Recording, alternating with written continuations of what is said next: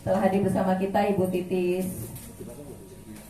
Monggo dipersilakan Ibu untuk mengawali materi kita hari ini. Mungkin Ibu bisa berbagi bagaimana sih peran-peran perempuan di bidang ekonomi khususnya, atau Ibu bercerita sebagai pengusaha perempuan di Kota Metro ini, bagaimana awal mulanya. Mungkin bisa 10 menit ya Bu ya. Yang sering nyamar jadi ibu rumah tangga. Assalamualaikum warahmatullahi wabarakatuh. Selamat sore, salam sejahtera buat kita semua. Saya sebenarnya bingung loh, hari ini disuruh cuma survei, tapi kenyataan di sini masih disuruh ngomong sama Mas Dharma. Nakal dia. Adik-adik semua ini mahasiswa ya. Adik-adik semua di dalam hal ini tadi ada masalah kriminalisasi perempuan sebenarnya ya, bahasa kasarnya. Tapi gini, kembali lagi kalau pendidikan itu dimulai dari rumah tangga, keluarga. Dan saya yakin sekali kalau kita menjalani akidah dengan baik, kehidupan pasti mengikuti di dalam segala hal. Bukan hanya di dalam misalnya kita sekolah, kehidupan sehari-hari atau apapun. Jadi yang jelas apapun yang dikerjakan tidak lepas dari akidah. Saya yakin semua bisa dijalani dengan baik. Karena ada batasan-batasan. Ada yang boleh kita lakukan, ada yang boleh tidak kita lakukan. Semua pasti ada pembatasan-pembatasan menurut akidah agama kita, terutama Islam ya. Nah, kembali tadi Mbak Ifni bilang masalah ekonomi perempuan. Hampir perlaku usaha yang ada di pasar, adik-adik boleh lihat 70% perempuan. Jadi sebenarnya perempuan tuh gak usah minta kuota, sudah terbentuk sendiri sesungguhnya. Tetapi laki-laki memang suka menyudutkan, ya kan? Sebenarnya bilang tadi, gak usah sekolah tinggi-tinggi, ngapain perempuan? Ngapain dalam arti kata berusaha segala macam perempuan. Sekarang nggak bisa seperti itu. Perempuan laki-laki harus bekerja. Kita kan nggak tahu umur yang seperti dibilang tadi ya kan. Kalau umur, ya kalau kita punya suami umurnya panjang. Kalau pendek kita kan nggak tahu bagaimana. Tapi kalau kita misalnya sudah mempunyai pekerjaan, sudah mempunyai penghasilan sendiri, kita yakin. Jadi kita akan percaya diri gitu loh, ya kan? Jadi makanya dari sekolah, apalagi ini sekarang mahasiswa, bagaimana membentuk ke depannya Indonesia lebih baik lagi. Jangan terpuruk ya. Ini tinggal kandas bahasanya karena semua dikuasai oleh bahasa asing. Malu loh sebenarnya kita ya kan. Kita punya daerah yang kaya raya tetapi tidak bisa menikmatinya, ya kan? Itu yang terjadi. Dan boleh kita lihat dengan perkembangan Indonesia sekarang. Apa-apa sudah dijual, apa-apa sudah digadaikan. Nah ini sebenarnya malu ya. Tapi ya kembali lagi generasi muda sekarang yang harus berjuang. Dan kembali ke kita anak-anak muda sekarang yang harus melihat dengan gamblang, dengan real bagaimana Indonesia ke depannya. Dan semua tergantung dengan usaha kita sekarang, ya kan? Kalau kita nggak mulai berusaha dari sekarang menentukan sikap, ya nggak tahu Indonesia ke depan bagaimana, ya kan? Berdiri runtuhnya negara itu pasti usaha kita, rakyat kita yang berusaha, yang benar-benar sungguh-sungguh mempertahankan NKRI. Tapi mungkin itu yang bisa saya sampaikan karena waktunya juga terbatas. Barangkali ini buka aja ya. Wabillahi taufiq wal hidayah. Wassalamualaikum warahmatullahi wabarakatuh. Waalaikumsalam. Siap, terima kasih pada Bu Titis. Tadi ya, akidah dan pendidikan dari keluarga itu adalah dasar untuk kita menjadi individu-individu yang bermanfaat di masyarakat ataupun lingkungan sekitar. Begitu. Baik, selanjutnya mungkin kita bisa mendengarkan pemaparan dari Mbak Lulu ya, sebagai wakil rakyat perempuan. Sebagai perempuan wakil rakyat yang duduk di gedung DPR. Kemarin kita sempat menyimak video yang Mbak Lulu share ya, terkait instruksi RUU TPKS yang sampai akhir tahun ini juga belum disahkan. Itu mungkin juga kegelisahan kami yang punya gerakan di akar rumput ya Mbak ya. Jadi di Lampung Selatan kemarin awal bulan Desember itu ditemukan mayat seorang wanita di rumah kosong dan dia itu dibunuh, sebelumnya diperkosa kemudian dibunuh gitu. Jadi kita memang sangat amat perlu kebijakan yang berpihak kepada korban terutama, karena memang makin menjamur ya Mbak ya, entah itu di mana sisi. Yang heboh itu yang di Cibiru kemarin, seorang guru ustadz tapi mempunyai motif kedok melakukan pencabulan ataupun pemerkosaan terhadap santri-santrinya. Nah, mungkin kita bisa mendengarkan awalnya gimana sih Mbak kok bisa sampai bertahun-tahun RUU TPKS itu belum bisa juga disahkan. Apa sih kendalanya yang ada di wakil-wakil rakyat kita yang duduk di DPR dan lain sebagainya. Mungkin itu bisa sebagai pemantik awal. Monggo dipersilakan. Ya, terima kasih. Assalamualaikum warahmatullahi wabarakatuh.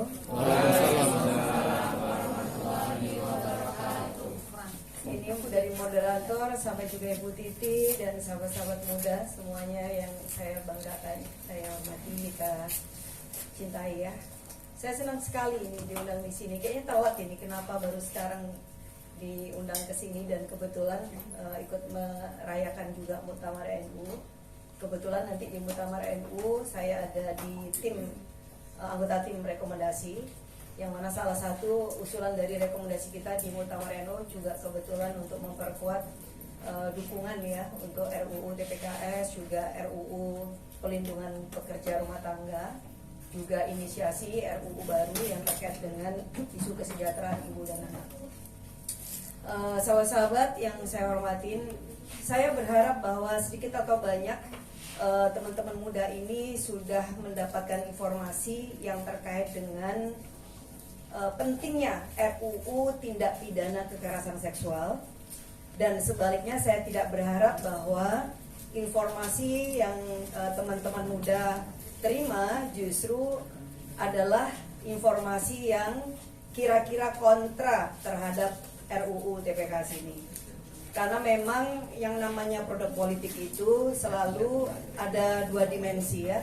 Ada dimensi yang memberikan dukungan, kemudian juga yang menolak atau resisten, dan mungkin dimensi yang lain adalah dimensi yang tidak mau tahu. Nah itu mungkin ada. Jadi nggak mau tahu itu juga bisa jadi karena kurangnya sosialisasi sehingga tidak tahu urgensinya rancangan undang-undang ini, atau kemudian memang skeptis karena ini bagian dari keberhasilan depolitisasi kepada orang-orang muda, sehingga orang-orang muda merasa bahwa politik itu sesuatu yang kotor, sesuatu yang jahat, sesuatu yang mungkin dianggap sangat serakah, sehingga orang-orang muda memilih untuk apati dan tidak suka untuk bicara dengan politik. Jadi kalian korban dalam konteks itu. Sementara kalau kemudian informasi yang terkait dengan kontra itu juga banyak kita tahu, dan mereka melakukan sebaran informasi yang sangat banyak yang terkait dengan informasi yang tidak tepat yang terkait dengan RUU TPKS. Saya mulai dari informasi yang tidak tepat ya, karena kita mulai dari problem di sana. Ada pandangan yang tidak tepat yang terkait dengan RUU tindak pidana kekerasan seksual itu. Apa yang tidak tepat? Satu, bahwa RUU ini dicurigai. Ya, RUU ini atau rancangan undang-undang ini dicurigai akan memberikan jalan bagi kebebasan seksual atau free sex. Pernah dengar begitu? Ya kan? Oke. Kemudian RUU ini juga dicurigai akan memberikan legitimasi kepada penyimpangan seksual. Ya. Kemudian RUU ini juga dicurigai memberikan pengesahan atau dukungan bagi LGBT. Pernah dengar juga? Oke. Dan kemudian RUU ini juga dicurigai memberikan semacam dukungan bagi tindakan aborsi. Nah, itu kaitannya dengan seks bebas, dan berikutnya bahwa RUU ini dianggap pro perzinaan. Nah, pernah dengar begitu ya? Jadi beberapa hal yang terkait dengan RUU ini yang saya katakan bahwa ini false dan juga fake atau hoax ya. Jadi hoax karena itu tidak benar yang terkait dengan RUU ini. Yang kedua, bahwa ada tudingan bahwa RUU ini dituding sangat bertentangan dengan norma agama. Adik-adik, teman-teman pernah dengar ya? Jadi RUU ini dianggap jauh dari semangat atau keagamaan. RUU juga dianggap tidak Pancasilais, RUU bertentangan dengan budaya Indonesia, dan RUU ini kira-kira hanya didukung oleh mereka-mereka yang mungkin keagamaannya juga berkurang, makanya kemudian mereka mengusulkan norma-norma agama. Sahabat-sahabat yang saya hormati, saya adalah anggota Badan Legislasi, ya. Saya anggota Badan Legislasi yang mana fungsi utamanya adalah menyusun atau merancang dan membuat undang-undang sekaligus mengesahkan. Jadi itu adalah fungsi yang utama. Jadi kalau di DPR, salah satu fungsi utama di DPR itu adalah membuat undang-undang. Nah, yang membuat undang-undang itu adanya di Badan Legislasi, ya. Jadi di Badan Legislasi itu jantungnya DPR. Jadi kalau ingin ada satu kebijakan negara itu benar, baik, bagus, nah itu di situ tuh tempatnya. Atau sebaliknya, kalau kemudian ada agenda-agenda tertentu yang ingin juga didesakkan melalui peraturan atau undang-undang, di situ juga tempatnya. Jadi anggota balik itu bisa memilih dua jalan. Kita mau jalan surga atau jalan neraka, atau jalan tengah-tengah, jalan-jalan yang bingung. Jadi yang nggak di surga, nggak di neraka, nah itu yang di awang-awang. Karena apa? Karena di situ tempatnya. Saya agak lompat sedikit bahwa logika kita atau ideologinya saya, ini penting kita sebutkan. Politik adalah jalan menuju kemaslahatan. Kalau dalam NU itu ada kaidah usul fikih. Jadi tasarruful Imam Al-Ra'iyah manutun bil maslahah. Artinya apa? Bahwa kepemimpinan, bahwa politik, bahwa kebijakan, kebijaksanaan, pemerintahan, whatever kita bilang, itu tujuannya adalah untuk menciptakan kemaslahatan sebanyak-banyaknya untuk rakyat. Nah, itu adalah konsep dasarnya, ya. Jadi anggota DPR tujuannya apa? Ya untuk kemaslahatan. Pemerintah itu ngapain? Ya pasti untuk menciptakan kemaslahatan. Nah, iya silakan. Sebelum sampai kita bicara tentang RUU TPKS, kita bicara tentang realitas dan fakta, ya. Fakta itu disampaikan oleh apa? Yang pertama, fakta itu berdasarkan data yang secara official harus kita terima dan kita percaya. Dari mana sih? Dari negara, dari pemerintah, kemudian lembaga-lembaga yang memang punya otoritas untuk mengeluarkan data itu. Misalnya BPS. BPS pernah melansir satu survei yang terkait dengan pengalaman hidup perempuan dalam survei nasional mereka yang terkait dengan keluarga Indonesia. Ternyata apa? Di situ ditemukan 1 dari 3 perempuan di Indonesia pernah mengalami kekerasan seksual. Jadi 1 dari 3 perempuan pernah mengalami kekerasan seksual. Kekerasan seksual itu teman-teman, it doesn't mean itu hanya perkosaan. Kalau kita memakai definisi atau konsep kekerasan seksual yang diajukan oleh Komnas Perempuan, maka kekerasan seksual itu bisa ada 9-15 bentuk. Di sweet-sweetin itu juga kekerasan seksual. Catcalling, ya, hai manis, cantik, itu juga bisa masuk kategori itu. Kemudian dicolek, ya kan, sampai kemudian dikirimin foto-foto yang kita tidak suka, gambar-gambar yang kita nggak suka, itu juga bagian dari kekerasan seksual.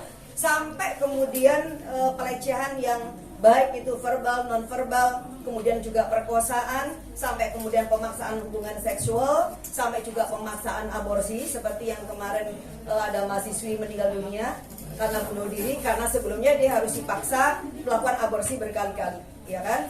Kemudian ada pemaksaan pernikahan banyak di Indonesia. Kasus-kasus anak di bawah umur karena satu dan lain hal, bisa alasan agama, bisa alasan keluarga, bisa alasan ekonomi, bisa alasan kehormatan, bisa alasan tradisi, maka kemudian anak-anak perempuan dipaksa untuk menikah padahal umurnya belum cukup. Atau kalaupun toh umurnya sudah cukup, dia dipaksa karena alasan-alasan tertentu dan kemudian punishment-nya secara adat itu juga berat, dan itu ada. Ini juga kategori kekerasan seksual. Kenapa disebut kekerasan seksual? Karena proses untuk menikahnya dipaksa, pasti hubungan seksualnya dengan suaminya juga mengandung unsur paksaan. Kemudian juga ada unsur eksploitasi seksual, kemudian juga ada perbudakan seksual, dan seterusnya. Jadi kalau saya misalnya bilang kekerasan seksual itu tidak selalu kemudian konotasinya adalah perkosaan, ya, tetapi bisa juga pelecehan, catcalling, kemudian disisuit, disentuh, diraba, dan seterusnya. Oke. Kemudian yang berikutnya data berdasarkan catatan dari Komnas Perempuan. Dalam 10 tahun terakhir mereka catatannya ternyata bahwa korban kekerasan seksual di Indonesia itu nggak main-main, ya. kekerasan seksual itu dari waktu ke waktu terus meningkat, bahkan terakhir yang dilaporkan ketika itu laporan di tahun 2020, 10 tahun ke belakang kerja Komnasnya, ternyata korbannya itu hampir juga 700-an ribu orang. Itu yang tercatat, sahabat-sahabat. Itu yang terdokumentasi. Kalau kita percaya bahwa yang namanya kekerasan seksual atau peristiwa-peristiwa yang sangat traumatik bagi kehidupan seseorang, itu sesungguhnya adalah peristiwa gunung es. Jadi yang tampak itu segitu, tetapi yang tidak tampak, yang di bawah itu akan jauh lebih besar lagi jumlahnya. Jadi kalau misalnya ada catatan kekerasan seksual itu ratusan ribu, maka sesungguhnya yang di bawah, yang tidak dicatat, yang tidak dilaporkan, yang tidak terdokumentasi, ya kan, itu bisa jutaan. Saya baru pulang dari Brazil. Mungkin belum 1 bulan pulangnya, baru 3 minggu yang lalu. Tapi sudah aman ya, sudah karantina. Dan sudah berkali-kali kemudian juga PCR. Saya ketemu dengan Menteri Pemberdayaan Perempuan di sana karena memang untuk studi banding yang terkait dengan kebijakan dan undang-undang kekerasan seksual. Dia bilang apa? Begitu ada undang-undang yang terkait dengan tindak pidana kekerasan seksual, tidak lama dari itu 6 bulan kemudian masuklah data korban lebih kurang 15 juta. Bahwa ada 15 juta korban kekerasan seksual yang kemudian masuk ke dalam data resmi pemerintah. Sebelumnya nggak sebanyak itu. Ketika ada sistem yang mampu melindungi para korban, para saksi, para keluarga, para pendamping, dan orang punya keberanian untuk speak up, ya, orang punya keberanian bahwa hak-haknya juga dilindungi, bahwa orang merasa tidak sia-sia untuk lapor polisi, seperti tagar yang ada di medsos, percuma lapor polisi itu, tetapi karena dia percaya bahwa lapor polisi itu ada artinya dan punya dampak yang serius bagi hidupnya, ternyata korban-korban kekerasan seksual begitu banyak yang bisa diungkap. Dari usia 8 hari seorang bayi. Nah, kan, ada bayi usia 8 hari bisa jadi korban kekerasan seksual hingga usia lansia 104 tahun. Harus tidak boleh ketawa. Saya mau katakan bahwa persoalan yang dialami oleh perempuan atau korban, yang namanya korban itu bisa laki-laki, bisa perempuan, teman-teman. Ya, saya bilang yang tadi bayi itu kebetulan dia perempuan. Di Depok pernah usia 4 bulan seorang bayi jadi korban kekerasan seksual dari seorang yang menjadi pengasuh yang dipercaya oleh keluarga. Jadi bukan orang jauh, ya. Jadi dia sehari-hari ditinggal orang tuanya bekerja kepada tetangganya yang udah dianggap sebagai keluarganya. Tapi ternyata apa? Anaknya sakit, anaknya demam, kemudian bayinya ternyata infeksi di kemaluannya, dan ternyata dia mengalami kekerasan seksual. Yang lain ada bocah, anak, punya orang tua, dia kena sifilis di Jakarta, kemudian dia infeksi, sakit berhari-hari, dan ternyata dia meninggal, tapi ternyata dia korban perkosaan dari bapaknya dan juga kakaknya. Hal yang lain, barusan bocah laki-laki usia 10 tahun diculik dan diperkosa secara biadab oleh segerombolan laki-laki. Artinya apa? Dia laki-laki. Atau yang terbaru di dapil saya di Kabupaten Sragen, baru aja, Modin pelakunya. Modin yang baru mengaku 10 santri jadi korban. Kita nggak tahu berapa karena ini saya minta kemarin Polres nggak boleh menutupin kasus ini dan harus diinvestigasi, tapi tetap harus dilindungi hak-hak korban karena kita ingin sesegera mungkin memberikan pendampingan dan pemulihan untuk korban. Ada berapa banyak selain 10 itu? Yang namanya korban kekerasan seksual bukan hanya seperti anggapan dan stigma kita, oh pasti itu korbannya yang bikin godaan. Emang bayi 4 bulan bisa goda apa sama kalian? Ya, bener gak? Oke. Emangnya perkosaan itu memilih korban? Misalnya dia pakai rok mini? Enggak. Nenek-nenek usia 104 tahun dia bukan itu, secara seksual tidak menarik, tetapi dia bisa jadi korban. Dulu sebelum ada era masker, setiap orang masker berarti pakai cadar semua ya kayak kita begini. Tetapi ada juga perempuan berkerudung lengkap pakai gede jilbabnya dan pakai cadar jadi korban perkosaan di angkutan umum. Artinya apa? Ini tidak relevan kalau kemudian dikaitkan korban itu adalah seorang penggoda. Itu yang seringkali diterima oleh korban. Jadi sudah korban, kemudian dia yang dipersalahkan. Jadi ini viktimisasi korban namanya ya, teorinya begitu. Atau bahkan mengkriminalkan sang korban. Nah, kamu sih godain, kamu sih sok genit, kamu sih begini begitu. Bayangkan, dia sudah jadi korban, dia tetap yang dipersalahkan. Padahal yang namanya korban kekerasan seksual, sepanjang dia hidup sampai dia mati, traumanya nggak akan hilang. Dan nggak semua korban itu punya mekanisme untuk bisa memulihkan dirinya, menyembuhkan, dan kemudian menghadapi hidupnya menjadi normal. Nggak semuanya. Sebagiannya hancur, sebagiannya selesai. Seperti yang dialamin oleh mahasiswa kemarin. Ya. Kurang apa coba mahasiswi? Pendidikan tinggi, keluarga bagus, kampusnya reputable, ya kan?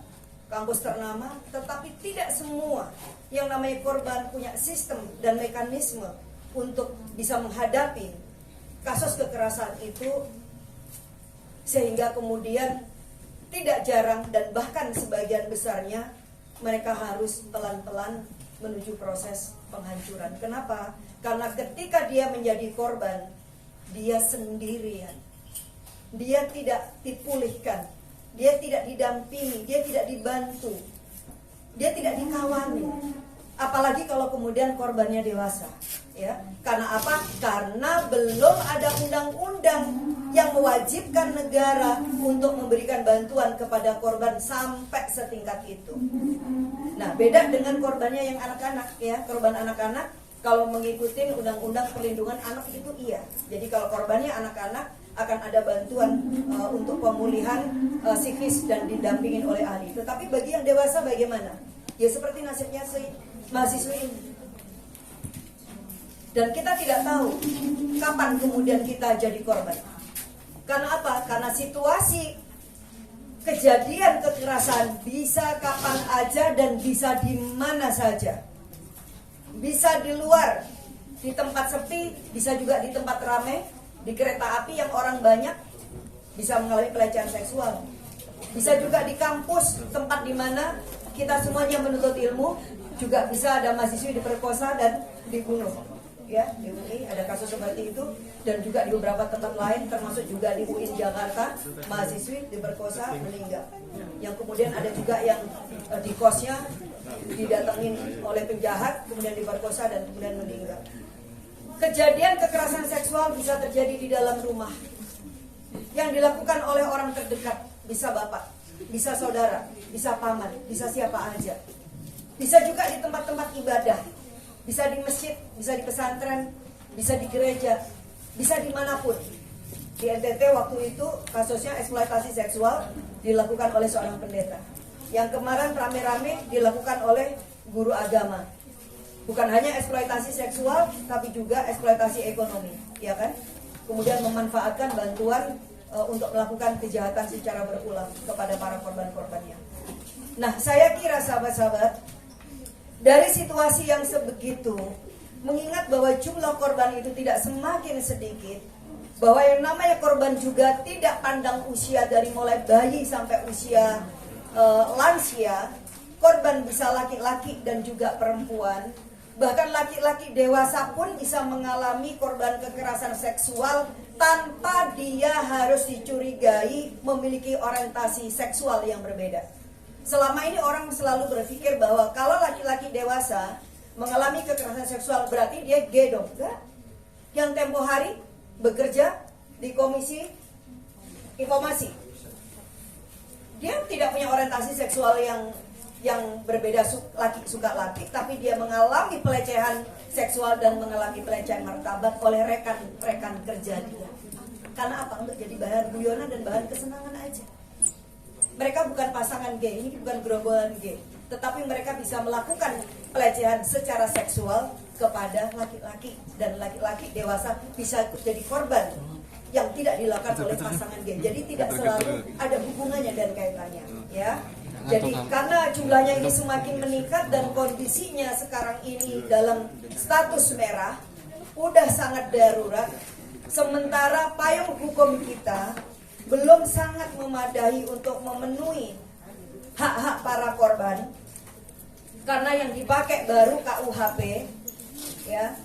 Pak KUHP kita ini zamannya londo, jadi ini zaman kolonial, zaman alif lah ya. Sementara bentuk-bentuk kekerasan seksual juga semakin berkembang, termasuk kekerasan seksual yang berbasis cyber atau online. Gak ada zaman dulu, tapi sekarang ada ribuan korbannya. Anak-anak yang di grooming, teman-teman gadis muda begini, ada orang asing mengaku, ya kan, dia pakai foto mungkin sama-sama perempuan dan tiba-tiba ngomongin soal reproduksi tentang tubuh. Sementara anak-anak tidak pernah bicara tentang seksualitas kepada orang tuanya, dan dia menceritakan kepada teman asingnya ini yang gak dia ketahui padahal dia laki-laki. Sampai kemudian dia harus buka bajunya, kemudian open kamera juga, dan ternyata apa? Dia masuk ke dalam jaringan industri prostitusi dan itu dijual. Ya, dan itu menghasilkan keuntungan bagi mereka, dan itu ternyata laki-laki. Dipasang foto doang perempuan, kita nggak pernah tahu itu siapa. Atau kemudian perempuan perkenalan di medsos, kemudian kopdar, dan ternyata kemudian mengalami kekerasan seksual. Jadi banyak, termasuk juga laki-laki. Kalau yang kasus di mana di Sragen juga begitu. Jadi rata-rata mereka diperkenalkan tentang anatomi tubuhnya, tentang seksualitas tubuhnya, tapi kemudian dia menjadi korban. Nah, karena payung hukum kita belum sampai melindungi hak-hak para korban, keluarga korban, para saksi, ya, termasuk pendamping, maka kita butuh undang-undang yang secara khusus memberikan perlindungan secara komprehensif. Kemudian juga undang-undang yang secara khusus mengatur tentang hukum acara pidana yang juga sangat spesifik. Apa? Kekerasan seksual. Jadi ini bukan undang-undang tentang seksualitas, bukan undang-undang tentang kesusilaan, bukan undang-undang tentang moral. Undang-undang tentang susila itu tempatnya di KUHP, Kitab Undang-Undang Pidana yang umum yang gede babonnya. Ini yang khusus, yang spesialis. Karena apa? Karena yang babonnya nggak ada, maka dibutuhkan undang-undang secara khusus. Ya, hukum acara pidana kenapa penting? Coba sahabat-sahabat, kalau coba kita tempatkan kita pada posisi korban. Kalau ada perempuan, nanti contohnya ini adalah laki perempuan, nggak apa-apa waktunya ya. Kalau misalnya korban kita adalah perempuan, ketika dia datang ke kantor polisi, dia akan ditanya, ada saksinya nggak? Gimana kita ngomong tentang saksi itu harus orang lain? Gak jadi ada kasus kekerasan kalau kemudian itu, dan saksinya nggak bisa satu, ya, saksinya minimal 2 atau bahkan lebih. Kemudian yang kedua ditanya lagi dalam gimana ya, pertanyaannya ini itu yang menjadi masalah. Jadi pertanyaannya polisi yang meriksa kasusnya, dia pasti juga akan bertanya apakah korban ini merasa nyaman ketika sedang diperkosa, kira-kira begitu. Masuk akal nggak pertanyaannya? Pasti tidak. Tapi itulah yang terjadi selama ini. Jadi kalau ke kantor polisi akan ditanya, kamu enak nggak? Pertama memang kamu dipaksa, iya. Tapi kira-kira di perjalanan kamu merasa enak nggak? Kamu merasa nyaman nggak? Itu kan gila. Ya. Dan kemudian keribetan-keribetan yang lain yang ini masih dalam proses ketika pemeriksaan awal. Kalau korbannya laki-laki, berangkat dari kasus yang kemarin, teman-teman, dia sudah pernah ke kantor polisi. Apa katanya polisi? Ya kira-kira, kamu kan laki-laki, masa jadi korban kekerasan seksual? Nah kan, ini artinya apa? Ada isu kekerasan berbasis gender, ada isu ketidakadilan gender. Jadi bahwa yang namanya korban itu pasti perempuan dan gak mungkin laki-laki jadi korban. Nah ketika korbannya adalah laki-laki, dia di posisi yang dirugikan, seperti kasus yang dialami oleh seseorang yang bekerja di kantor komisi itu, komisi negara. Nah inilah secara singkat ya, bahwa ada masih alasan-alasan yang lain. Karena untuk pertama kalinya rancangan undang-undang ini juga mengatur hak korban, bukan hanya mendapatkan keadilan di dalam proses hukum acara pidananya, tetapi juga ia mendapatkan perlindungan dari sisi pemulihannya. Jadi dia mendapatkan hak untuk bisa dipulihkan, didampingin oleh ahli, oleh tenaga ahli psikologi misalnya, sampai kalau kemudian dia harus sakit maka kemudian juga dipulihkan kesehatannya. Kalau dia dirugikan secara ekonomi, otomatis maka dia pun berhak untuk mendapatkan ganti rugi yang harus dibayarkan oleh pelaku. Ini hal-hal yang tidak ada di dalam undang-undang yang lain. Oleh karena itu undang-undang ini dibutuhkan benar-benar sebagai pemenuhan hak asasi manusia, sebagai bentuk dari hak dan kewajiban konstitusi yang harus dilakukan oleh negara. Ini juga benar-benar berpihak kepada korban, dan ini juga mengatur tentang pencegahan di mana pelibatan keluarga, kemudian juga masyarakat dan juga publik itu punya tempat di dalam undang-undang ini. Nah, saya kira kemudian dalam kerangka ini nanti akan menjadi relevan dengan apa yang disebut dengan kampung ramah anak itu nanti, ya. Jadi kampung ramah anak ini bisa menjadi satu mekanisme untuk bisa mencegah agar pelecehan dan kekerasan seksual itu bisa tidak terjadi. Yang kedua, untuk menciptakan kondisi lingkungan atau environment yang memungkinkan bahwa ada sikap-sikap dan perilaku yang menolak kekerasan seksual dan pelecehan. Dan yang ketiga, tentu menciptakan zona aman bagi siapapun, baik itu anak-anak, perempuan, laki-laki, penyandang disabilitas, dan kelompok rentan yang lain. Nah, ini beberapa hal menurut saya yang kemudian menjadi ukuran dan sekaligus indikator juga kenapa gagasan kampung ramah anak itu pasti akan sangat relevan dengan tujuan-tujuan undang-undang terkait dengan tindak pidana kekerasan seksual. Nah, saya berharap teman-teman, karena kalian yang tidak mungkin bisa hidup tanpa handphone dan medsos, akan menjadi penyebar informasi yang mencerdaskan kepada publik, sekaligus juga punya kemampuan untuk menyaring, atau di dalam hal ini disebut literasi digital, ya. Jadi menyaring informasi yang hoax, menyaring informasi yang tidak benar, bertanya kepada pihak yang tepat, tapi juga sekaligus punya kemauan dan keberanian untuk meluruskan kalau memang di sana ada yang tidak lurus, atau mengabarkan berita yang benar kalau memang menurut teman-teman terjadi ketidakbenaran dari sisi informasi. Saya kira itu juga bagian dari partisipasi publik untuk melakukan pencegahan kekerasan seksual. Nah, yang berikutnya saya kira mudah-mudahan di kampung ini nanti juga semakin kita biasakan, ya, ada semacam pendidikan kesehatan reproduksi dan juga seksualitas kepada orang tua dan anak-anak. Kenapa? Itu penting. Tubuh ini adalah daulat kita, ya. Yang bisa menjamah tubuh kita adalah kita sendiri, dan kita akan membolehkan atau merelakan kepada siapa untuk bisa menyentuh tubuh kita hanya kalau kita menghendaki, dan kehendak itu tentu sesuai dengan keyakinan kita, gitu. Kalau keyakinan kita bahwa orang boleh sentuh tubuh saya harus dengan menikah dulu dong, itu yang harus kita pegang. Itu yang harus kita pegang.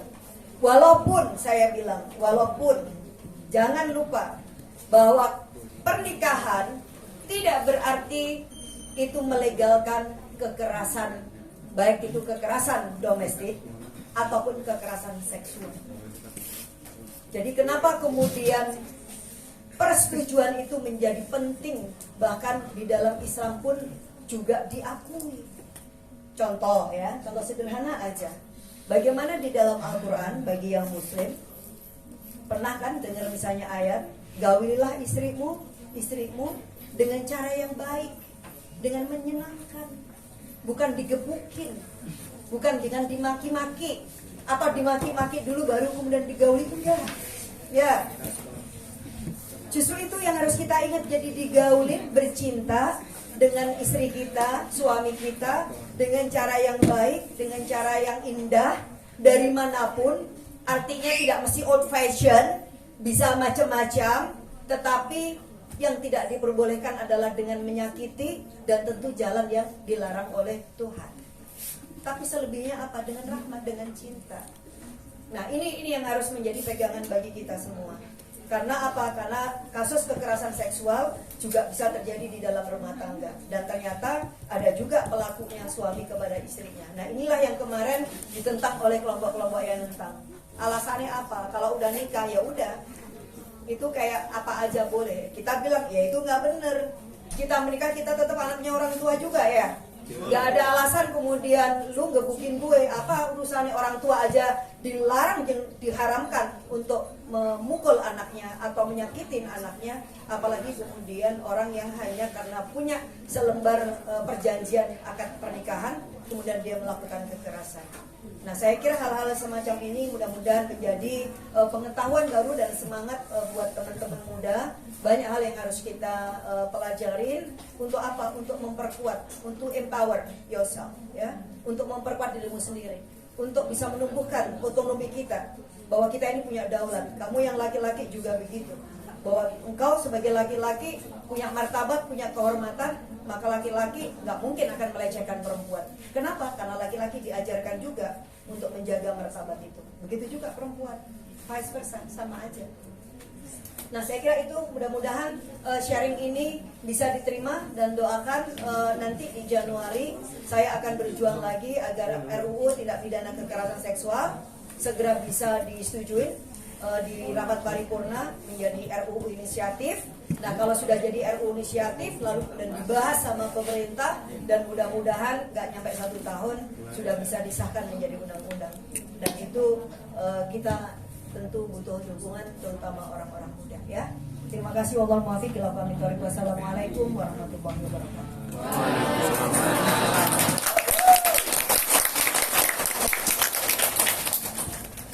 Ya, menggebu-gebu sekali ya. Semangat, sore-sore soalnya. Kopinya udah datang ya? Ya. Ngopi-ngopi dulu ya. Jadi saya senang Jadi tahu sekali kita. sore ini karena yang hadir bukan hanya perempuan. Jadi tagar kemarin Educate Your Son itu sempat ramai juga. Kalau korban kekerasan ini kebanyakan perempuan, pelakunya bisa dipastikan itu laki-laki. Jadi kenapa educate tagar atau hashtag Educate Your Son itu menjadi pesan yang amat kuat gitu ya, di media sosial kita kemarin. Karena dari keluarga itulah anak laki-laki itu harusnya dididik untuk menghormati perempuan. Mulai dari ibunya, saudara perempuannya. Karena ketika anak laki-laki tersebut terjun di lapangan atau bergaul dengan sesama temannya yang perempuan, dia juga akan memegang cara menghormati perempuan itu. Gitu ya teman-teman. Sebenarnya pemaparan tentang kasus-kasus kekerasan ini itu juga yang menjadi kegelisahan kita semua, bahwa Novia Widyasari itu mungkin adalah kita juga gitu. Ketika kita tidak, iya itu. Jadi kita merasakan kepiluan yang dirasakan oleh Novia Widyasari, di mana dia sudah berusaha mencari pertolongan ke paman-pamannya, kemudian disuruh bungkam karena menjadi aib keluarga. Kemudian dia meminta bantuan kepada pelaku Randi dan ibunya, malah justru tidak mendapatkan keberpihakan ya, disuruh aborsi dan lain sebagainya. Jadi West Payumi Women and Environment Studies itu setiap pekannya mengadakan diskusi, Bu. Jadi mendampingi remaja-remaja putri di kota metro. Kita tema bahasannya itu banyak sekali, mulai dari kesehatan reproduksi, kemudian kesehatan mental, kemudian terkait gerakan-gerakan kita di lingkungan dan lain sebagainya. Jadi dalam hal upaya penguatan edukasi mereka supaya setelah educate, kemudian setelah ditambah pengetahuannya mereka menjadi sadar gitu. Oke, baik, kepada teman-teman yang hadir, jika ada hal yang ingin didiskusikan dengan Mbak Lulu, dipersilakan. Monggo, apa saja bisa ditanyakan atau menanggapi apa yang sudah beliau utarakan terkait kenapa sih RUU TPKS ini masih saja mandek di DPR gitu. Monggo, dipersilakan. Boleh cewek, boleh cowok. Oke, yang Ya, laki di perempuan belakang. atau punya pengalaman personal. Baru kita. Mungkin ada yang ya, Iya, boleh. ya. Kekerasan tadi ya, kekerasan yang dikatakan Mbak Lulu itu bukan hanya perkosaan. Jadi kamu mengalami kekerasan verbal, kamu mengalami kalau di Atau maju aja sih. ya, yang nanya boleh maju. Oke, kita simak penanya pertama ya. Ya, assalamualaikum warahmatullahi wabarakatuh. Selamat datang sekarang itu. Nama saya Benny, Bu. Beberapa pengalaman saya pernah alami, Bu, ya. Saya pernah mengedukasi kawan saya tentang kekerasan seksual. Yang pertama, dia ini melakukan hal yang tidak seharusnya dilakukan. Itu dengan pacarnya, Bu. Kan dasarnya adalah suka suka lagi gitu. Kan gitu. Nah, ini Asumsinya lah ya. ya sebenarnya suka Bu. Jadi Asumsinya. ini sudah ada 2 atau 3 orang yang saya dampingi untuk kasus ini, Bu, ya. Oke. Kemudian dari sini bagaimana, Bu, solusinya ketika beranggapan bahwa suka sama suka itu boleh kan, gitu, Bu? Karena suka sama suka nih, kemudian masyarakat juga menganggap ini boleh aja gitu loh, kata suka sama suka gitu, Bu. Oke. Terima kasih. Assalamualaikum warahmatullahi wabarakatuh. Oh ya, bentar lagi, ya. Oke. Ya. Iya. Kemudian Bagus ya, 2 ya, biar aku mikir. ya saya ambil dulu kan sekarang dogma pesantren, kemudian gereja bahwa ada kekerasan seksual di gereja, kemudian bahkan pastor memperkosa suster gitu kan, kemudian ustaz memperkosa santrinya, itu kan jadi menjadi dogma baru sebagai bahwa agama tidak bisa menyelesaikan kasus ini, Bu. Nah, ini bagaimana cara kita, pandang kita sebagai pemuda muslim khususnya atau teman-teman yang beragama lah meluruskan dogma-dogma tersebut, Bu. Terima kasih. Assalamualaikum warahmatullahi wabarakatuh.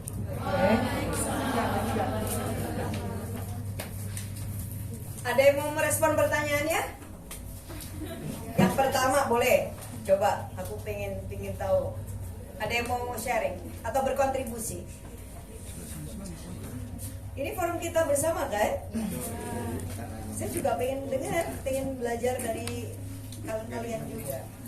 Kalau ada kasus seperti itu dan pertanyaan seperti itu, kira-kira apa ya responnya gitu?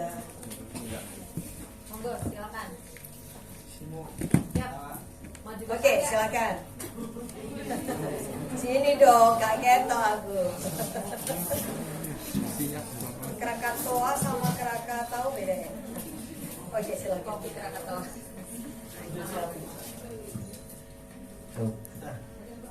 Sebenarnya gini, Bu, nama saya Charles. Panggilannya Charles, Bu. Jadi gini, yang saya sorotin sebenarnya kekerasan seksual itu bukan, nggak pernah disorot dari hotel-hotel, Bu. Karena saya rasa itu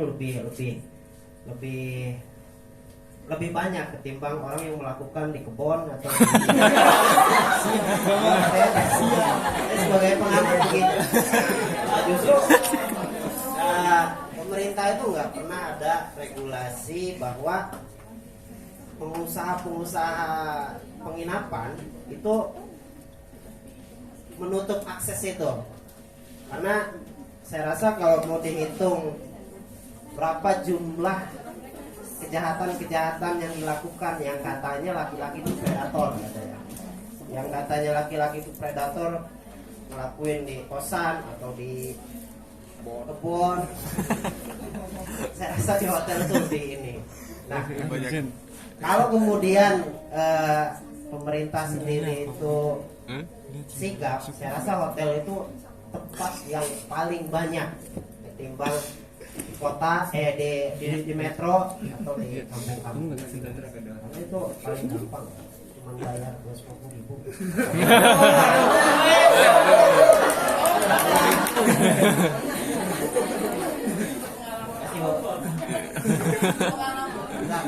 Oke, ada yang lain? Iya.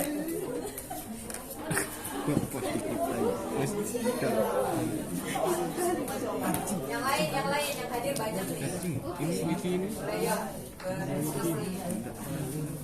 Terima kasih sahabat-sahabat ya. Boleh nanti dilanjutkan diskusinya. Tetapi kita coba cari definisi kekerasan seksual. Walaupun definisi ini merupakan sesuatu yang sangat memancing perdebatan juga. Tetapi ini secara umum. Jadi saya tidak bicara definisi yang baik kata per kata dan menurut siapa. Tetapi sekurang-kurangnya seperti ini kira-kira, bahwa kekerasan seksual itu adalah setiap perbuatan yang merendahkan, menghina, melecehkan, dan atau menyerang tubuh dan atau fungsi reproduksi seseorang karena ketimpangan relasi kuasa atau relasi gender yang berakibat atau mengakibatkan penderitaan fisik, psikis, ekonomi, sosial, atau bahkan politik. Ya, jadi kira-kira kalau dari definisi yang sederhana tadi, apakah itu termasuk yang disampaikan oleh kawan kita yang pertama? Ini kita bicara, jangan lupa, ini frasenya adalah kekerasan seksual. Saya tidak bicara tentang soal kejahatan seksual, tidak bicara tentang aspek susila, ya. Saya tidak bicara tentang moral. Kalau soal suka sama suka kok nggak nikah, mungkin maksudnya konteksnya adalah persoalan kesusilaan. Nah, kesusilaan itu adanya di KUHP. Di KUHP itu, tetapi itu pun juga diatur sangat sedikit, baru diatur tentang pasal perzinaan. Dan perzinaan itu yang diatur adalah apabila dilakukan oleh mereka yang sudah punya pasangan suami atau istri, baru itu disebut perzinaan. Karena ini mengandung hukum kolonial. Dan itu yang kemudian dipidana atau dianggap salah atau yang dikriminalisasi.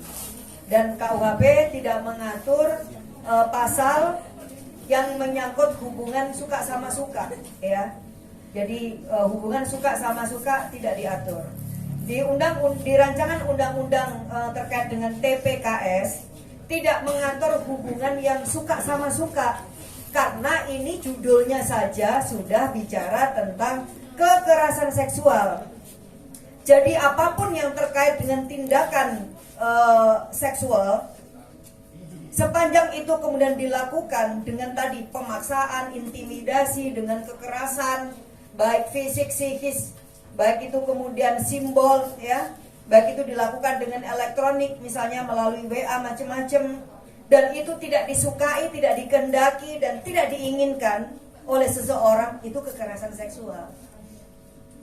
Walaupun misalnya, nah ini biasanya, saya bilang tadi, kenapa saya nanya asumsi. Ini ada kasus, kemarin itu siapa yang baru cerita?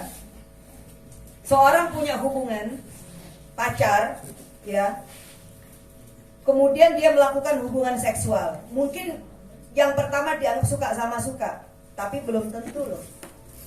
Belum tentu. Belum tentunya apa?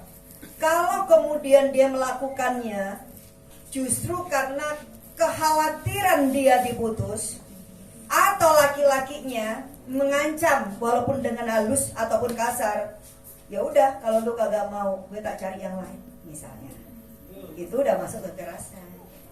Itu ancaman loh ya. Ancaman apa putus? Atau intimidasi. Intimidasinya apa? Tadi sama. Oke, mungkin nggak ada itu ya bayangan kita. Ini kasus beneran. Saya lupa kemarin cerita baru 1 hari kemarin. Hah? Oh, di Sragen yang cerita ya.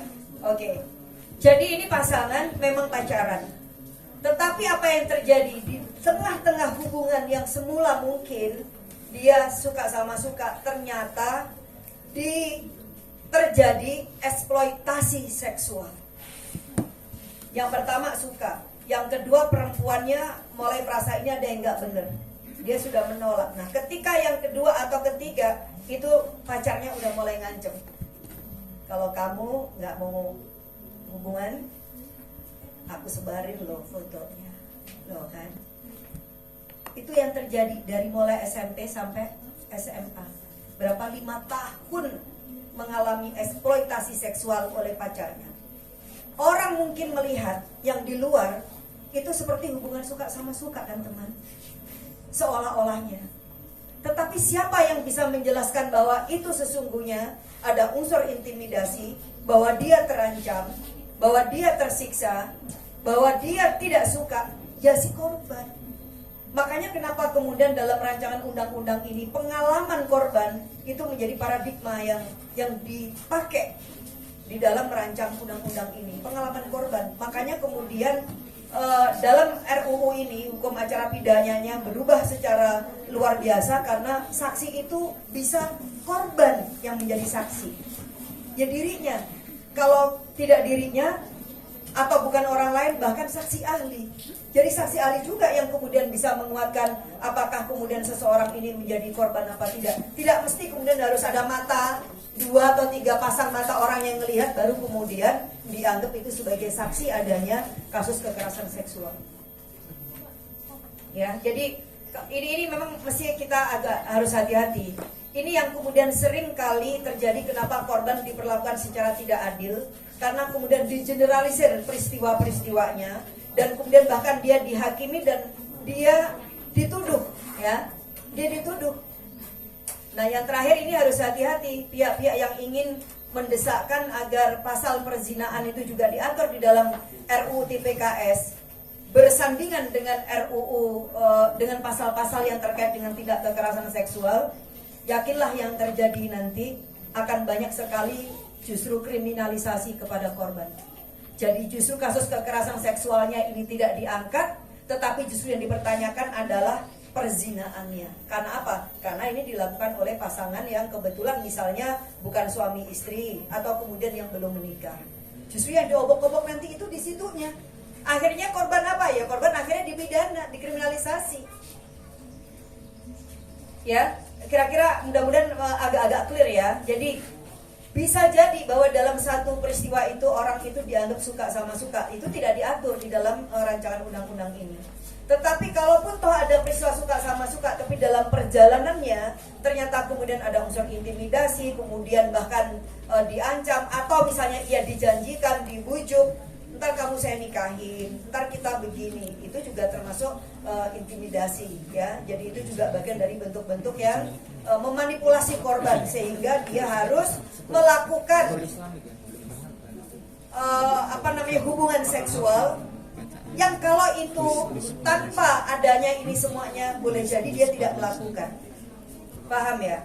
Jadi itulah yang dimaksudkan kemudian dengan unsur adanya tindak kekerasan seksual. Jadi ada kekerasan seksual atau tidak dilihat dari korbannya. Apakah dia terpaksa, dia diintimidasi, apakah dia dieksploitasi, apakah dia tertekan, atau dia dalam ketakutan dan seterusnya. Nah, kalau kemudian yang konteksnya seperti yang Mas tadi bilang, dia melakukan hubungan seksual, dia nggak menikah dan dia enjoy saja, ya kita tidak ngomong tentang RUU ini. Ya, itu mungkin ada di KUHP tentang apa? Tentang hukum acaranya, konteksnya kesusilaan. Nah, itu di sana ya, itu kesusilaan. Tetapi, nah ini yang paling menarik. Betapa sulitnya kemudian kita harus melakukan pembuktian kalau kaitannya dengan larangan perzinaan yang kebetulan dilakukan oleh mereka yang tidak menikah. Kemarin saya ketemu mungkin 3 minggu yang lalu dengan Wakil Menteri Kumham. Ini yang repot nanti adalah penegakan hukumnya. Akan ada pihak-pihak yang merasa bahwa satu kelompok atau satu tempat itu potensial digunakan untuk perzinaan dan juga LGBT, karena konteksnya itu kemarin. Apa yang terjadi? Akan ada sweeping asrama. Kan perempuan sama perempuan satu kamar, ya rame-rame ya. Itu kan bisa saja dianggap LGBT. Atau pondok pesantren, ayo homoseksual semuanya, karena apa? Di situ satu kamar lagi semuanya. Itu kalau harus diatur Mas di dalam undang-undang, gak gampang, gak mudah. Atau asrama-asrama apapun. Kemudian kos-kosan. Nah, lagi-lagi kos-kosannya kemudian nanti akan digerebekin, karena siapa tahu nanti akan ada praktek-praktek yang dianggap oleh mereka itu LGBT atau bahkan kayak perzinahan, karena dianggap itu harus dilarang. yang terjadi malah kemudian apa ya, pelanggaran HAM lagi gitu, karena melanggar hak seseorang yang belum tentu dia bersalah. Nah, makanya di dalam rancangan undang-undang ini dijaga betul, jangan sampai kita mempidanakan mereka yang bukan pelaku. Maksudnya apa? Kalau di kepala kita ini baru bersifat dugaan, ini RUU ini jangan-jangan nanti melegalkan perzinahan. Dugaan itu ya bukan kebenaran, namanya saja dugaan ya. Kalau yang sudah jelas-jelas itu apa? Ya kekerasannya, korban kekerasan itu fakta. Tetapi bahwa nanti ini memberi jalan bagi LGBT, itu baru imajinasi. Imajinasi tidak bisa menjadi sandaran dalam konteks undang-undang ini. Nah, soal kemudian bagaimana, ya saya kira sosialisasi dan model telegrup ini menjadi penting ya. Ini menjadi forum, menjadi ajang untuk saling mendidik diri kita masing-masing. Tadi saya bilang bahwa kita punya tubuh, hargai tubuh kamu, ini adalah otonomi kamu, kau punya kedaulatan, artinya bahwa orang-orang, seseorang yang tidak punya hak atas tubuh kita, jangan dikasih izin untuk menjamah dan menjarah tubuh kita. Izinnya bagaimana? Ya kalau kalian Muslim ya izinnya ya pernikahan, ya kan? Itu baru jalannya. Saya kira fair ya, cukup oke kan? Pacaran aja, asik pacaran. Tetapi begitu pasangan kita atau pacar kita meminta tubuh kita, kau bisa katakan ini soal kedaulatan, belum punya tiketnya, ya ini masih penjajah nih, penjajah asing, harus jadi musuh. Jadi konteksnya begitu. Artinya teman-teman muda, semakin kita ini terempowered, jadi semakin kita ini punya berdaya, punya kapasitas untuk say no, semakin kita bisa menghargai tubuh kita, semakin kita happy dengan martabat yang itu kita jadikan mungkin garis ideologi kita, yang mungkin kita bisa terhindarkan dari hubungan-hubungan yang manipulatif itu gitu. Karena apa? Karena tadi bisa saja kekerasan di dalam pacaran itu juga sangat terjadi. Tapi laki-laki hati-hati ya. Kalau walaupun hubungan sama suka, tetapi kalau kemudian itu masuknya adalah penipuan, ditipu mau dinikah misalnya, kena ya. Kena, berarti kan ada manipulasi, ditipu, orang mau bercinta karena mungkin bayangannya karena dia akan dinikahin dan seterusnya. Bercintanya tidak dihukum, tetapi penipuannya ini yang kena. Itu baru di dunia loh ya, di akhirat loh.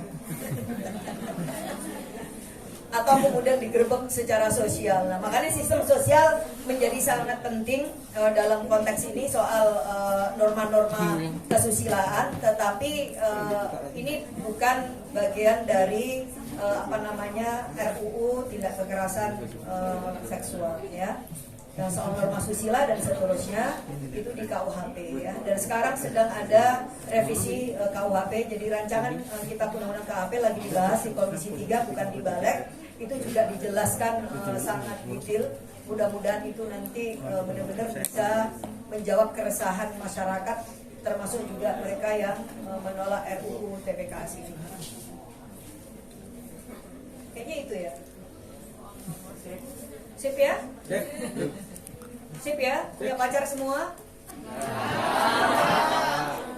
Atau ada cinta lokasi di sini? Loh, ada. Ya. Kalau nggak ada sayang.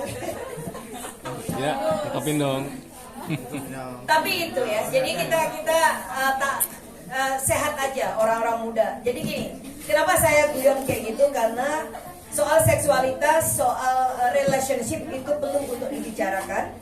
Dan tentu perlu dibicarakan secara asik pula. Karena kalau kemudian kalian sembunyi-sembunyi nanti keliru, nanyanya salah.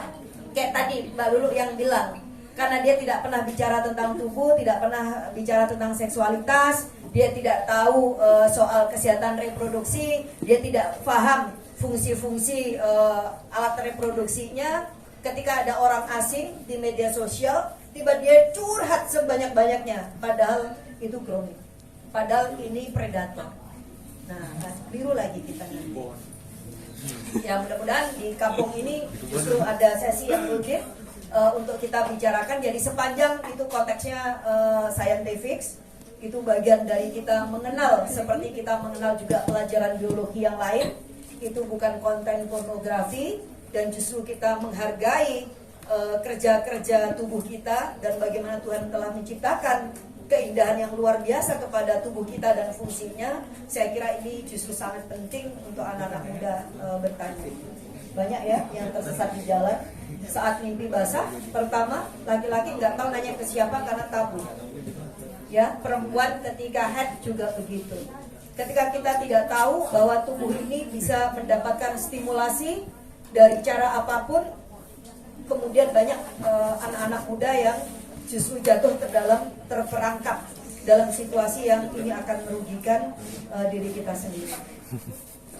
Jadi mulai ya, ditolak tabu-tabu. Kita tidak ngomongin soal pornografi, tetapi bicara tentang hak reproduksi, soal seksualitas, soal daulat tubuh, itu menjadi sangat penting sebagai upaya untuk mencegah agar orang lain tidak semena-mena untuk memperlakukan tubuh kita dan pikiran kita hanya untuk memenuhi kehendak dan keuntungan orang lain. Saya kira itu pesannya, ya. Siap. Aku pengen dengar di sini ada komitmen dong soal menolak kekerasan seksual. Ayo, ya. Kita buat yel-yel. Yel-yelnya dong. Siap, tak tujuin. Harus itu ya. Stop kekerasan. Ya, stop kekerasan seksual ya. Ya. Stop kekerasan seksual. Siap menolak kekerasan seksual gitu, dan sahkan. Yuk, teman-teman bisa berdiri. Mana tadi ya? Anjani mana? Anjani. Arya kayak nggak seneng gitu loh. Mbak Leli mana Mbak Leli ini? Ngantuk gak sih? Kok berkeliling sih? Kan ada tempat-tempat hotel. Ini pelanggaran, saya tadi tuh bawa 5 orang. Lah kok aku jadi sendirian toh? Kita bisa berdiri. Oh boleh. Oke, kita akan mulai begini. Semangat ya, janji akhir tahun ini. Yang bibit.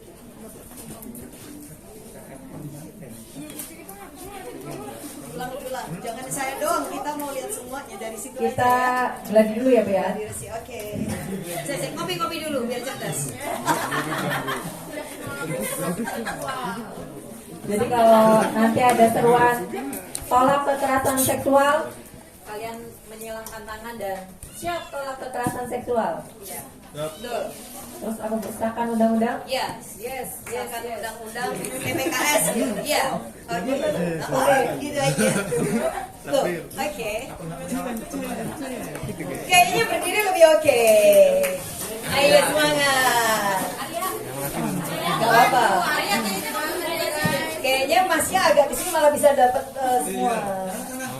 Dan itu kan biar dapat nuansanya.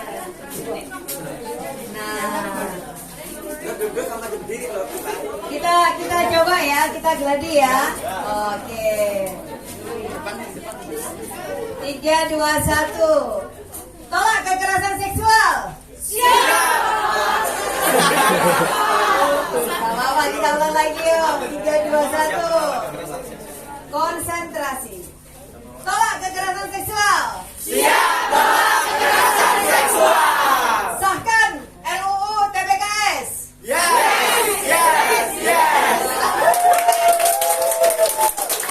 Ini jadi atau sudah? Oke, kita beneran ya.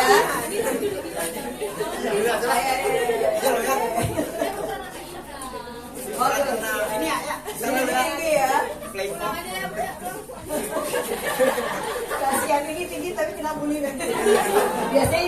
korbankan yang kecil, bawa-bawa.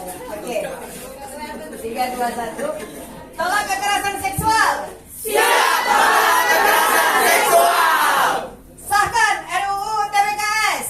Yes, yes, yes. Terima kasih semuanya, orang muda hebat. Keren. Kita posting. Aku jadi kayak gitu.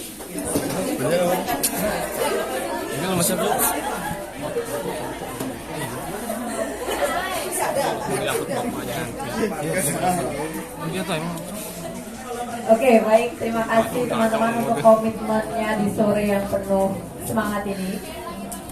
Semoga Mbak Lulu bisa menjadi wakil kita, menyuarakan bahwa kita juga butuh dan penting adanya kebijakan terkait undang-undang tindak pidana kekerasan seksual.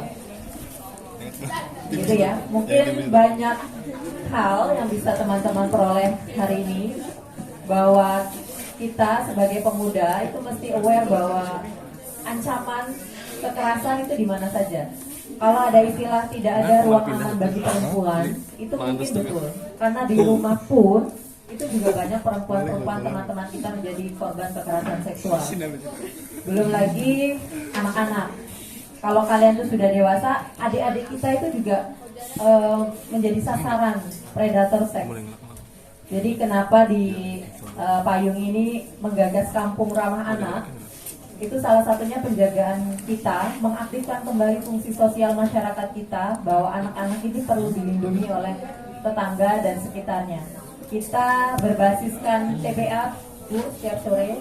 Jadi pendidikan kampung ramah anak ini dimulai dari TPA, kemudian setelah selesai mengaji mereka akan diberikan materi-materi tertentu, diajarin lagu-lagu dan lain sebagainya, termasuk lagu sentuhan boleh tidak boleh. Oke, Ya, jadi biar anak-anak itu juga paham bahwa ketika ada orang lain mulai menjamah tadi, mulai menjadi penjajah untuk tubuhnya, anak-anak itu akan aware atau akan berteriak untuk minta tolong kepada keluarganya dan lain punya sebagainya. pengalaman ya? Mungkin ya. Saya ini punya anak satu ya. Saya punya anak satu, laki-laki. Ya.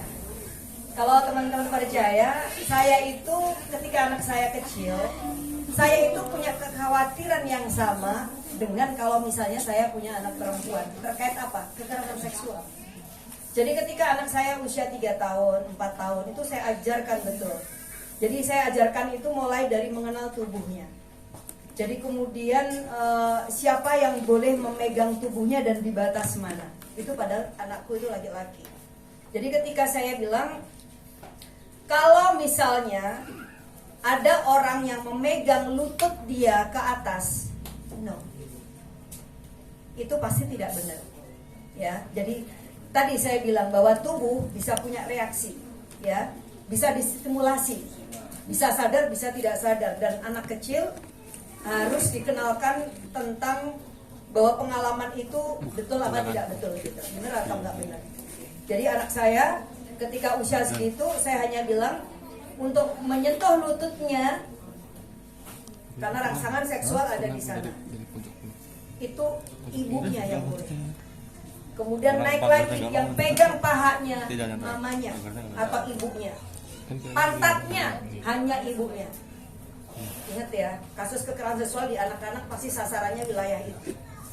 Dan kita lupa mengajarkan kepada anak-anak kita bahwa mana tubuhnya dia yang punya sensitivitas yang itu tidak boleh dipegang oleh siapapun, kecuali yang sangat dipercaya itu ibunya ketika masa-masa misalkan mandi bersama atau diajarkan tentang fungsi-fungsi tubuh, kesehatan reproduksi pada saat mandi.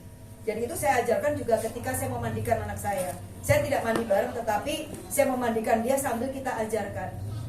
Sampai kemudian juga saya harus sampaikan bahwa siapa yang boleh memegang kemaluannya, karena saya harus membasuh dan membersihkan. Dan kita bilang orang lain tidak. Dan harus apa? Harus teriak. Dan dia bilang bertanya, kenapa? Saya harus katakan bahwa ini akan menyakitin kamu. Nanti anak saya namanya Awang, nanti Awang akan sakit, nanti Awang akan sedih, nanti Awang akan terluka. Dia tidak ngerti, tetapi dia bisa membayangkan bahwa kalau itu dilakukan oleh orang lain maka itu akan menyakitkan.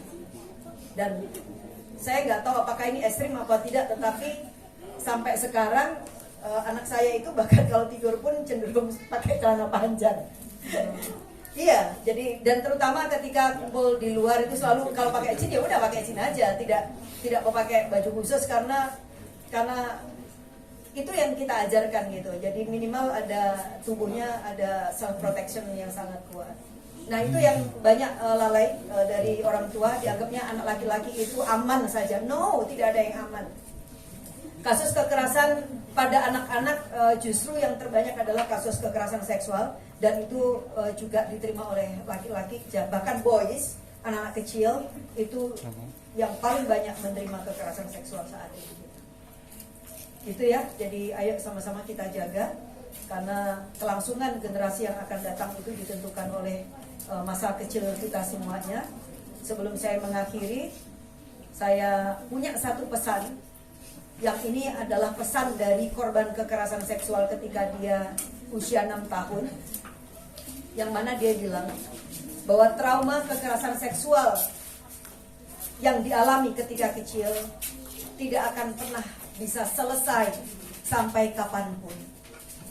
Dan kalau satu negeri, suatu negara, suatu bangsa ingin lumpuh, maka perkosalah anak-anak mereka. Kalau suatu negara, suatu negeri, suatu bangsa ingin lumpuh dan hancur, maka perkosalah anak-anak dan perempuan mereka. Karena anak-anak dan perempuan yang menjadi korban kekerasan seksual, mereka hanya berpikir bagaimana mereka ketemu dengan ajalnya. Dan ini sahabat-sahabat menjadi pengingat kita semuanya. Jadi kalau ingin menyelamatkan negeri kita, maka yang harus kita selamatkan adalah jangan sampai kekerasan seksual itu menjadi trauma, menjadi drama, dan menjadi kenyataan kehidupan kita sehari-hari. Mudah-mudahan kita semuanya dijauhkan dan kita menjadi champion yang memang mau berjuang dan meneriakkan untuk say no kepada setiap bentuk kekerasan, termasuk juga kekerasan seksual. Terima kasih. Oke, minta aplausnya yang meriah. Ya baik, terima kasih banyak Mbak Lulu untuk sharingnya di sore hari ini. Saya minta maaf selaku moderator jika mendampingi kurang maksimal. Saya akhiri. Wassalamualaikum warahmatullahi wabarakatuh. Waalaikumsalam warahmatullahi wabarakatuh. Oh ya, maaf saya terlupa teman-teman, jika ingin mengambil kopi dan teh ada di belakang. Aku mau foto di sini boleh nggak? Siap, boleh. Jadi Gimana ya? Mbak Lulu di